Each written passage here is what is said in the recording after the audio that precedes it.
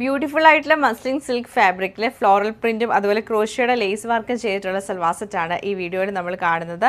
ഇങ്ങനെയാണ് ഇതിൻ്റെ ഒരു പാറ്റേൺ വന്നേക്കുന്നത്. നമുക്കൊരു ബേജ് ടോണാണ് ബേസ് കളർ വരുന്നത്. അതിൽ ഗ്രേയും ബ്ലാക്കും ബേജിൻ്റെ തന്നെ ഒരു ടോണും കൂടെ വന്നിട്ടാണ് ഫുൾ പ്രിൻറ്റ് കൊടുത്തേക്കുന്നത്. രണ്ട് സൈഡിൽ നമുക്ക് ഫ്ലോറൽ പ്രിൻ്റ് ആയിരിക്കും. സെൻറ്ററിൽ നമുക്കിങ്ങനെ ലൈൻസ് പോലെ സെപ്പറേറ്റ് ഫാബ്രിക് കൊടുത്തിട്ട് അതിലിങ്ങനെ ഓർഗൻസ ഫാബ്രിക്കിൻ്റെ ലേസാണ് ചെയ്തേക്കുന്നത്. ഇങ്ങനെ താഴെ വരെ നമുക്ക് ആ ഒരു സെയിം പാറ്റേൺ തന്നെ പാനൽ പോലെ രണ്ട് ലേസാണ് ചെയ്തേക്കുന്നത്. ക്രോഷ്യയുടെയും ഓർഗൻസ ഫാബ്രിക്കിൻ്റെ വരുന്നുണ്ട്.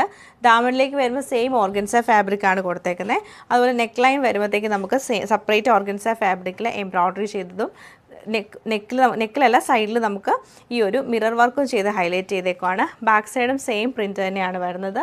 ബോട്ടം വരുമ്പോഴത്തേക്ക് കോട്ടൺ ബോട്ടം, ദുപ്പട്ട നമുക്ക് ഷിഫോൺ ദുപ്പട്ടയാണ് പെയർ ചെയ്യുന്നത്. ക്രോഷ്യയുടെ ലേസൊക്കെ കൊടുത്ത് ഷിഫോൺ ദുപ്പട്ടയാണ്. അപ്പോൾ ഈ സൽവാർ നമുക്ക് ഡീറ്റെയിൽ ആയിട്ട് കണ്ടുവെക്കാം. ഇങ്ങനെയാണ് നമുക്ക് ടോപ്പിൻ്റെ ഒരു ഔട്ട്ലുക്ക് വന്നേക്കുന്നത്. ഫുള്ളായിട്ട് ഫ്ലോറൽ പ്രിൻറ്റും ഞാനിപ്പോൾ കാണിച്ച പോലെ പാനൽ പോലെ ക്രോഷ്യയുടെ ലേസ് വന്നിട്ട് രണ്ട് ലെയർ ആയിട്ടാണ് വരുന്നത്. ദാമനിലേക്കും സെയിം അതുപോലെ തന്നെ വരും. യോക്കിൽ നമുക്ക് ആ ഒരു എംബ്രോയ്ഡറി മിറർ വർക്കുമാണ് വരുന്നത്. ബാക്ക് സൈഡ് ഫുൾ പ്രിൻറ്റഡ് ആയിട്ട് തന്നെയാണ് ഈ ഒരു സെറ്റ് വന്നേക്കുന്നത്. മസ്ലിൻ സിൽക്കിലാണ് നമുക്ക് ഈ ഒരു സെറ്റ് വരുന്നത്. ദുപ്പട്ട നല്ല രസമാണ്.